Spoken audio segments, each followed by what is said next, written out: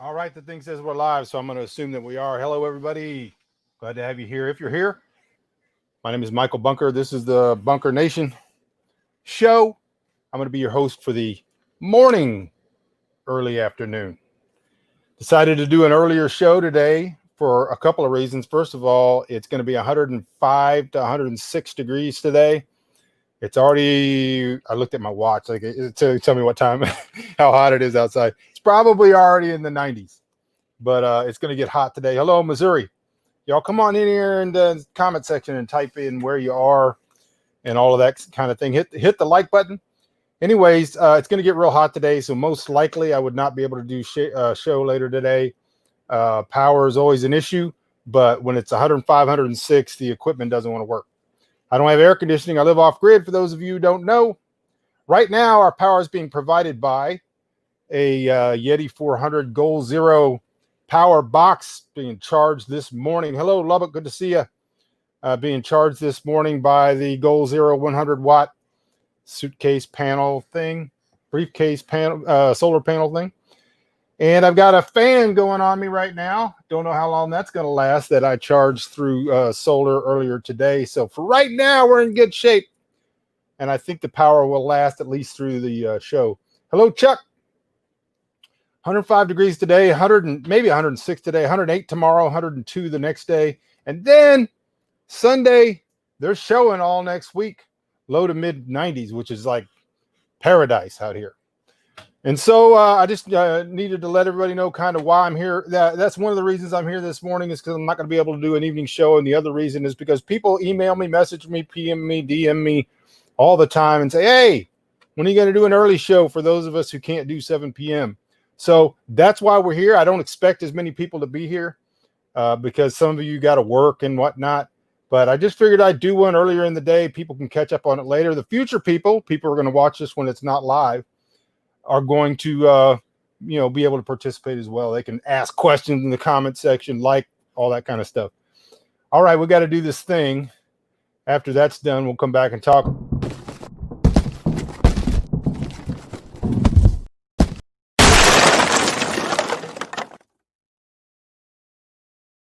All right, if you're just now if you're just now piling in, come on in the Bunker Nation show. My name is Michael Bunker, and we're going to be here. We're going to talk a little. I don't really have a topic today. I don't have a rant planned. I don't have a big subject that I want to address. I got some questions that were asked me through all the different formats and private messages and emails and YouTube and all sorts of things. I got a few questions, but I'm really here for you.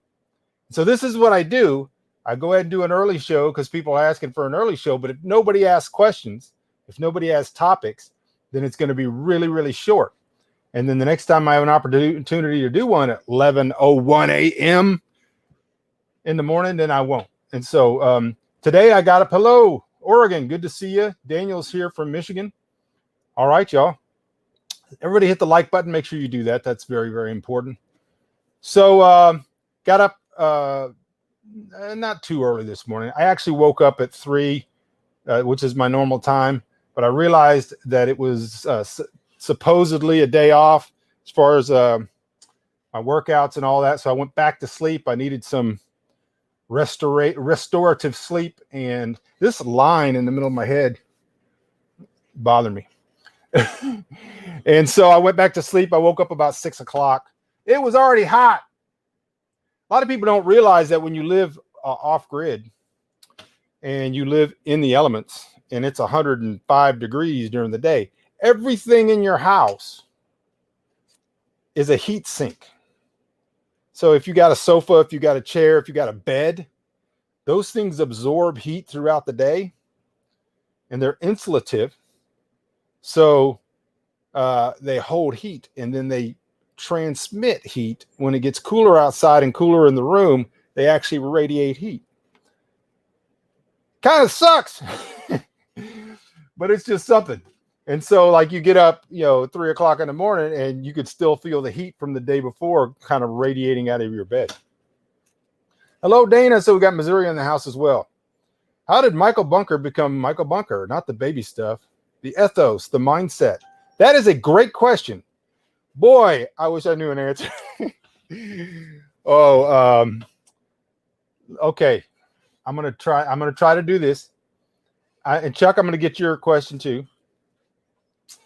How did Michael Bunker become Michael Bunker? First of all, I can't take credit for anything, because in my philosophical, theological foundation, I don't believe that we have any control whatsoever of our awareness, of our understanding, of our wisdom, and our ability to see things.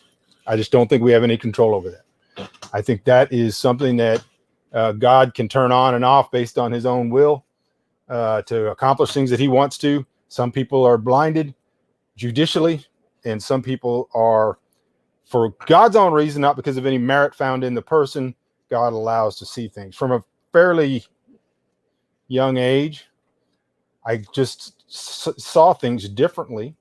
And then around in my 20s, I started looking around, and I had never read the Bible, didn't know any theology or anything like that. I just thought things were wrong. I didn't know what was wrong, but I just thought things were wrong. And so there's a couple of places you can go from there. You can go off really, really deep into conspiracy land. I am a conspiracy minded person, just because it's factual and provable. But I just started seeing things in the world that I didn't think were right, and I didn't know how to put my finger on it. I began reading the Bible in 1993 when my oldest daughter was born. Read it, all that kind of stuff. And just through time, I think that, just things started to come to me, and I started like seeing not just problems and able to identify them and having the lexicon and the vocabulary to be able to explain them to other people, but also to start seeing some solutions, or at least things that could be solutions. And so I think it's just been an evolution of things that God has taken me through. And like I said, there is no merit in me that's permitted me to do things or see things or all of those things. I owe a debt of gratitude to my parents for having us read. Greatest thing they ever did for their children was having us read a lot, all of us, when we were young, so that despite the fact that you can be well read and you can have a good vocabulary and be completely blinded, judicially blinded, that ability, that infrastructure of being able to see and understand, to know history, to know literature, to know social things, has helped. So I hope that helps. I don't know if that was even in the area or the genre of where we were going. All right. When it's over 100 degrees, what's the average the average temperature in the root cellar? It depends, because earlier this year, when I was doing the 30-day challenge and it was 104, 105 degrees, I would go down in the root cellar, it would be about 72, and that's on the videos. Today, when I go down in the root cellar, and it'll be 80. There are some things we've talked about that I can do to keep that temperature down on the root cellar that I've not done, including I'm planning on building a roof over the root cellar that would keep the direct heat from hitting on the dirt and heating it up. But that's about 80 degrees. It may, by early September, 2 weeks from now, it may peak at 82 to 83 degrees, and then it'll start going down throughout the year again until it'll be in the high 50s, low 60s throughout the winter, and then it'll start to creep back up. So hopefully I can get some things done to mitigate or militate that the temperature swing. All right. There was another question I saw here. Maybe. Do you think anything in the world news matters, like United Arab Emirates being nice to Israel? I follow these things, and I'm wondering if it all just adds to anxiety and confusion.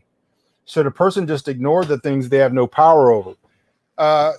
There's a middle ground between ignoring it like it doesn't exist, which is probably not altogether wise, and giving those things undue attention and undue weight.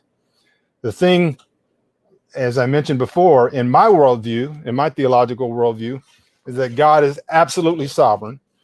That sovereignty does not give us an excuse to not care, to not act, to not think, to not obey, but that sovereignty gives us comfort in knowing that whatever happens, and whatever happens in the world and whatever happens to us individually, is done for the benefit of his elect, and always towards his ultimate plan for the world and everything else. If you don't believe in God, you can work that out another way yourself, but I'm just telling you what I think. But so I would say, anytime you read news and you give that news undue weight, which means that you somehow think that the world's gone off kilter in a way that somehow God's no longer in charge, or that somehow things have just broken irreparably in a way that is going to doom everybody forever. Yeah, then I think that you're giving that type of news undue weight. But knowing things is never a bad thing. So knowing about them, not freaking out, not believing prima facie on its face everything that you see, realizing that everybody lies to you. These are all good factors to have going for you when you look at the news. White House follow-up question, but you're such a thick wall of will. Where did that come from? Oh, it's very hard to answer a question like this, because anything you say ever, even if you're just reporting something, is always going to be taken as complaining or victim idea or something like so. If yesterday I said, or today it's going to be 105 degrees, some person out there, some person, usually many, are going to go, oh, suck it up, welcome to Texas, it's 114 where I am, or whatever. It's just maddening. So when you ask me how I'm such a thick wall of will, which is true, that's not altogether a good thing. There are good things about it, but there's also bad things about it.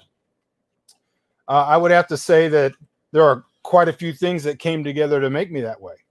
First of all is when you do have a gift where God's allowed you to see things, and you're able to see things that are going on in the world, and to reasonably ascertain things that could logically and presumptively happen, and you're accurate about those things, and you also have the ability to see what's wrong with yourself and point it out, which also puts the finger on other people who are suffering the same thing, then you get attacked. And I have been attacked for 15 years unceasingly. If anybody doesn't know that, just do a Google search.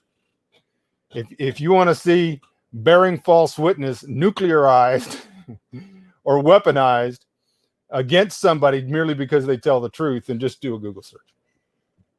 So I think being attacked for 15 years has caused me to have a very, very strong will. The second thing is the realization that human beings are capable of justifying and rationalizing any behavior. And that includes me. And so once you realize that you're capable of justifying quitting or rationalizing quitting or not doing the right thing because you can justify and rationalize doing something else, then you become emboldened against that instinct within yourself. So most people have a lot more in them, are able to do a lot more things than they believe that they can do. I've heard it said that when you reach the peak of whatever you think you can do, you probably only exhausted about 40% of what you're actually able to do. And I believe that's probably true because I've seen it in myself. And so just being aware of the fact that your natural inclination, your predisposition is going to be to quit, to be lazy, to not finish, to not do things right. Then once you know that that's true about yourself, then you push yourself more solidly. Your will becomes emboldened. Now, a strong will can be a very, very negative thing, and it has been in my life in some cases where I have doggedly set my face to either accomplish something or to battle someone or something when I probably should not have. And that has caused hardship, pain, suffering for me and other people. All right. I'd be sleeping in the root cellar. You could do it. I would do it, but we get a breeze in the evening. It's been cooling down. Last night was the warmest. It did not get below. Any night it doesn't get below 80 is pretty brutal. But root cellar, there's like black widows, there are brown recluses. There are things down. I don't have a problem with spiders, and I would sleep down there, but I just don't, because the difference, the problem with 80 degrees in the root cellar and 80 degrees in the cottage, which it'll be 80 degrees in the cottage, is I can catch a breeze in the cottage, which is why I don't sleep in the root cellar. At some point, if we get the root cellar kind of fixed up, get a roof put over it, and the temperature stays cooler, I might do some bug eradication down there, and then that may happen. Hello from the blue skies of Montana. War Dogheim is here. All right. My earnest hand gesture. Yeah. All right. I did have a few questions that came in through private message and such. And so you guys, to keep this thing going, we're only 15 minutes in. You got to ask questions in the comment section. You also got to hit the like button. I got to check something real quick, because sometimes I am not getting comments and questions from some of the this goes out on like 5 different formats. So let me check something really quickly. See if I'm getting comments. All right. Looks like I'm getting comments. Could you pitch a tent over the root cellar and cause a temp drop? Yeah, you could do that. You know, wind is always going to be an issue. So whatever tent you pitch over there is not going to stay there very long. But you could definitely do that. It would take a while for the temperature to, again, normalize down to a lower temperature. But yeah, that's something you could definitely do. I could also, if we weren't in the middle of another drought, plant a lot of grass or bushes or something on top of there. I think what I'm going to do is just build a roof line that I can catch water. Hit the thumbs up. That's right, Chuck. Everybody hit the thumbs up button, especially if you're on YouTube. All right, so I had a few questions. Now, one of them, I don't want to get too deep into this, and I don't want to get into the weeds, and I don't want to make this into a sermon, but I posted yesterday on Facebook that social media in particular, social media in general, and memes in particular, have been the greatest vehicle for professing Christians to commit bearing false witness in the history of the world, the most since 30 pieces of silver. Stew in that one for a little while. And then I think Ethan or somebody commented on there and said, please explain. So I'm going to do a very quick explanation.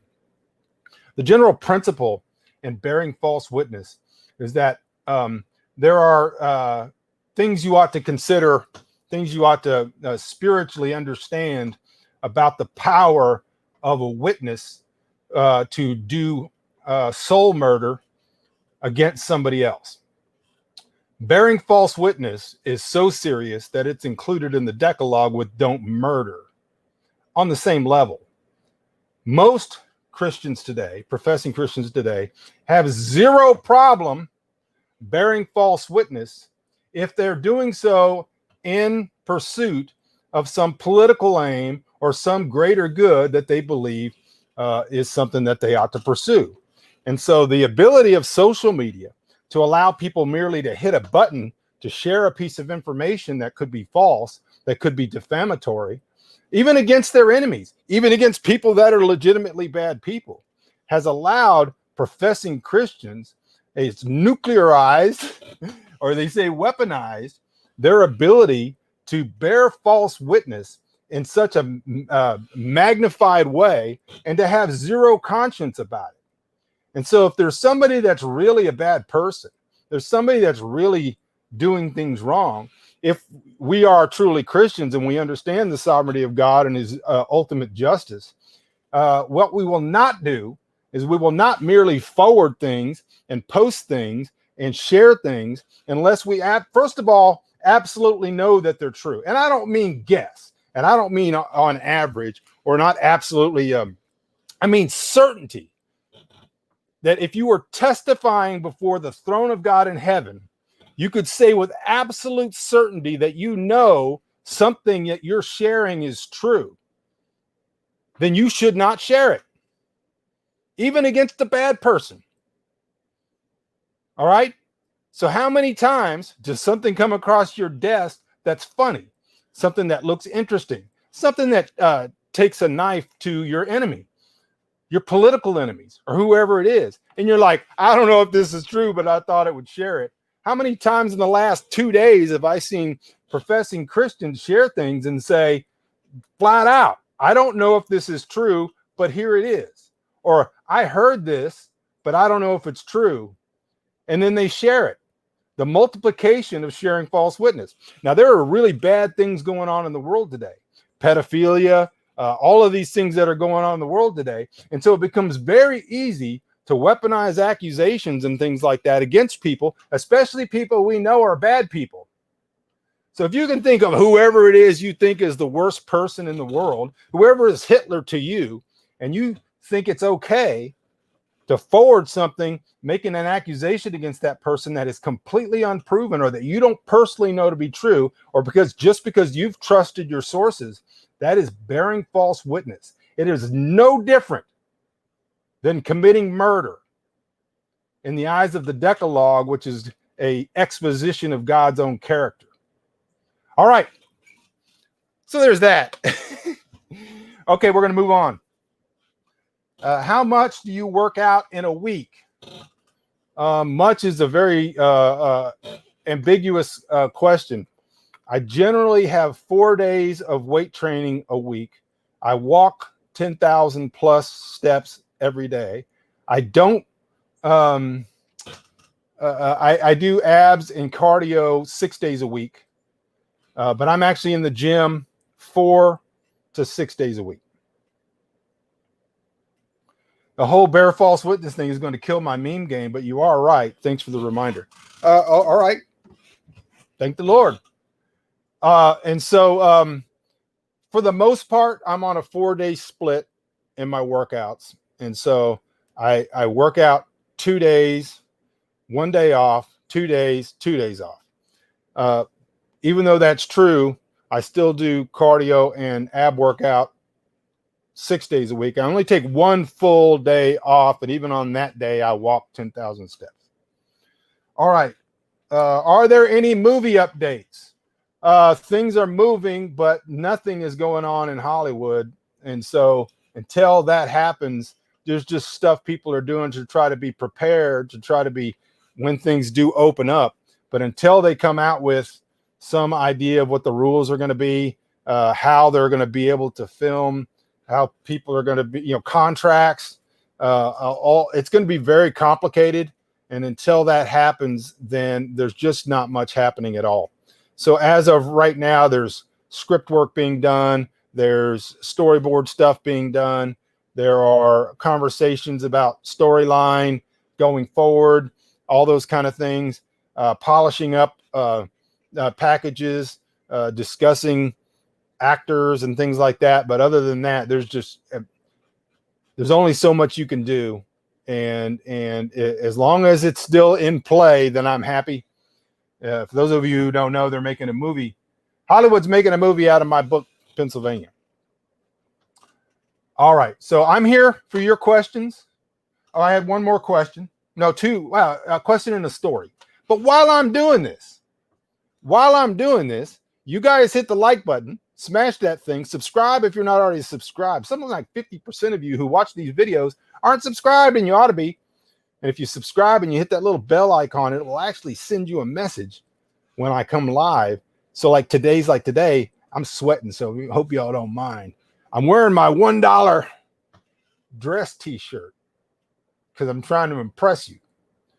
But if you hit that little bell icon, they will send you a message saying that I'm live or that I put a new video up or whatever.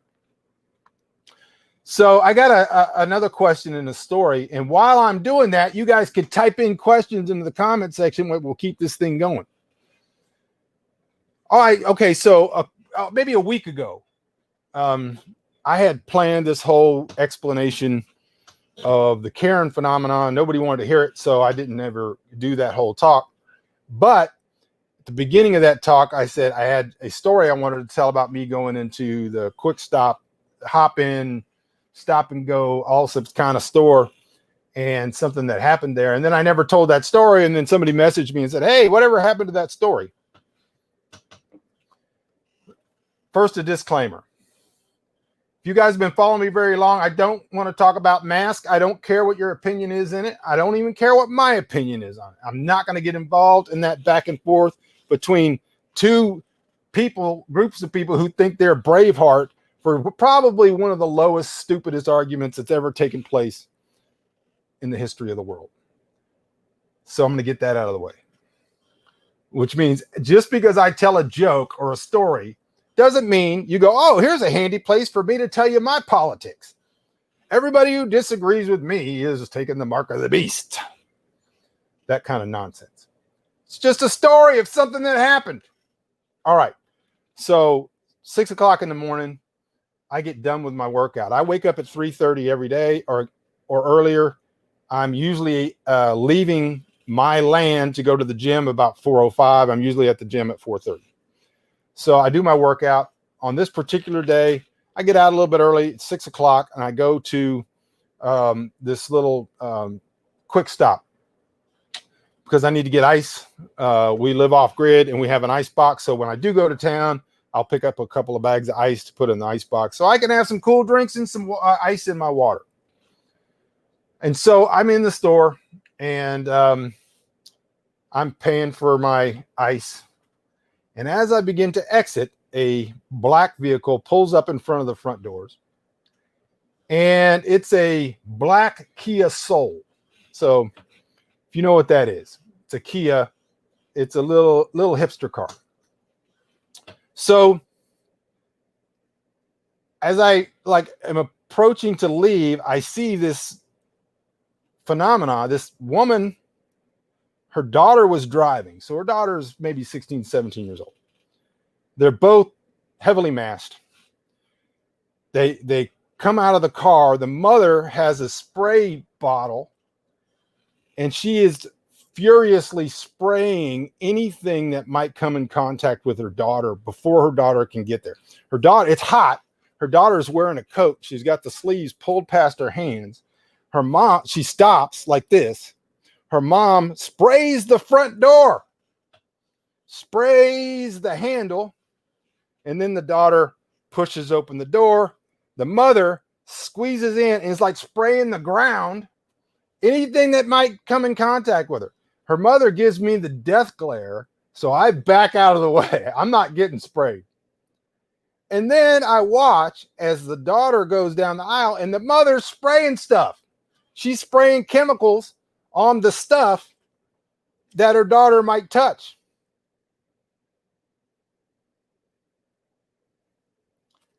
I get out of there, get into my car, I pull out. You know what the bumper sticker was on the back of the car? Pirate Queen. Pirate Queen. This is the daughter. This was going to be part of my talk on the Karen phenomenon. This is one of the reasons what's going on in the world is that you have an entire generation of people who've been taught that they are fierce. They've been taught that they are bitches in a good way, that they are fierce, that they are completely fearless, that they are pirate queens. In the meantime, their mama is going in front of them like they are the liege queen of Egypt, spraying down everything before they could possibly touch it. She's spraying down the chips on the chip aisle with a spray bottle. So that was a story I wanted to tell you. A lot of things I could get into. There's a whole talk on the reality because everybody always, when I said I was going to do a Karen talk, everybody's like, oh, like they already know what I'm going to say. You have no idea what I'm going to say. All right. I watch a ton of cooking shows because of my gluttony and lust for grease. It occurred to me that a show showing Danielle's recipes and food processing and cooking from field to mouth would be riveting and timeless. I don't think she would do it. There's a couple of things about Danielle that maybe people don't know. She does come on this show with me when she's home. She's going to be home tomorrow. She doesn't like it She doesn't like attention. She doesn't like uh, the stuff the attention that I get and all that kind of stuff. She doesn't like. So she doesn't mind doing the videos when we do a canning video or that kind of stuff, but actually getting her to do a cooking video would probably be nigh on impossible. I don't think that would ever happen. Chuck says that was a very, pardon me, proper and true explanation of bearing false witness. I find myself having to repent of that by forwarding stuff I'm not 100% positive it's true. Yeah, I think we all need to repent. Surprise Bunker's not streaming from the root cellar. Yeah, I get you. Maybe one day. There's no signal down there is the main problem. Maybe one day we'll figure it out. Hello. Saw stuff like that at the supermarket. All right. John L. Monk, my good friend, said, I saw a homeless guy at Walmart marking his territory. Good old John. He always steps into a room and says, I got something clever to say. He's like the old guy. The old guy back in the 80s. I was 14 years old and I got working at a diner. It was an old school diner, like the old school diners, like Flo, like Alice, you know, or they actually had teacups and there was always an old guy in there who thought he was funny. That's John. He's always like, hey, you want to hear a joke? Like, no, not really. And he'd go, when you see a girl, ask her if she believes in the hereafter. And then he'd look at me and I'd go, okay. And he'd go, and then tell her, you know what I'm here after. And so then I would like pick up the cups and stuff and walk off. That's John.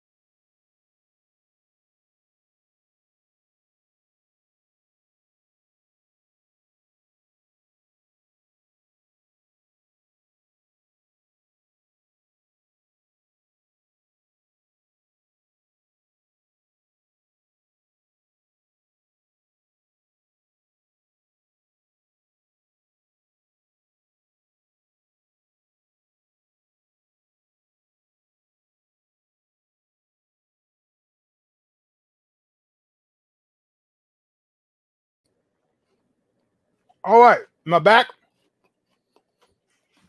All right, I'm back. That was Apple. That was user error. I knew I didn't have enough power to get through the show, and I still left something extra plugged in. You guys let me know if you're back. I'm sorry that happened. This happens on occasion. It's usually within 2 or 3 minutes. I'll stop eating this apple. Let me know if you're back or if I'm back. I'm back. Yes. Okay, so what were we talking about? Something funny. Yeah, so it's like I was talking about Danielle. Good to see you, June. It's not so much that she's camera shy. She just doesn't enjoy it. Maybe she would. So what's going on, some of you may know, some of you don't know, is that since about May, Danielle has been going through a course on getting her nursing assistance thing. And then she, for years, she worked in a lab as a kind of a microbiologist. And so she went to work in a COVID lab, and her contract is up in, I think, 2 weeks, August 28th. And then she and Sarah will be back. So I've basically done this whole summer home alone, which has been good and bad. But so she'll be back. She's going to be here this weekend, and she'll be back August 28th for good, Lord willing. And I am so excited about that.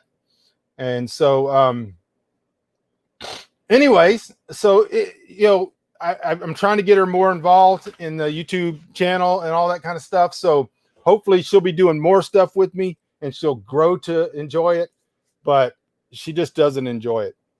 Usually when I say, hey, you want to do a video with me? She'll go, okay. So, all right. If anybody's out there, type in a question or a comment. I had one more question. I think I finished my story about the girl and her mama.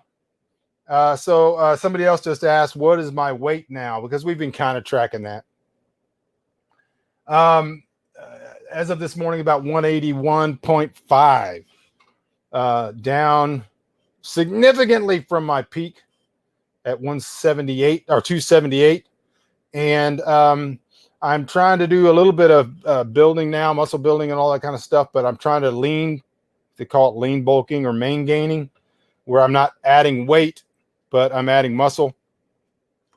And so that comes and goes. So I'm still doing my workouts, still building muscle. I'm just, I'm not going to be doing some kind of huge bulk, not now.